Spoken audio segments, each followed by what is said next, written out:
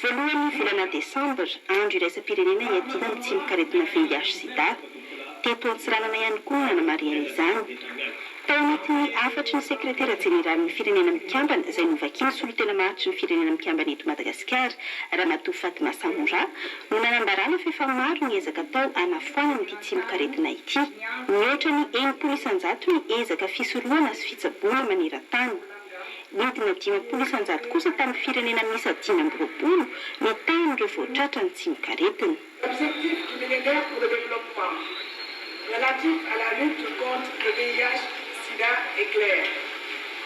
Mettre fin à l'épidémie et inverser la tendance d'ici à 2015. Grâce aux efforts résolus des gouvernements et de la société civile, le succès est en vue. Nanentana ny tokony hirosoana ny fitiliana kosa ny filohantetezamita izay nanokatra ity fankalazana ity tamin'ny fomba ofisialy. Ekena fa ambany dia ambany ny tahan'ny olona voan'ny otrikaretina VIH-Sida eto a Madagasikara. Na zany aza nefa dia araky ny targetsa sy ny tanjona izay napetraka tamin'ity taona ity hoe 0 décès dia ataontsika ny ezaka rehetra mila mifandrimbona isika rehetra ary tokony tsy salasala ihany koa manao an'ireny attest reny mba ahafahana mitsara misoroka indrindrindrindra an'izany tsy mikaretina izany.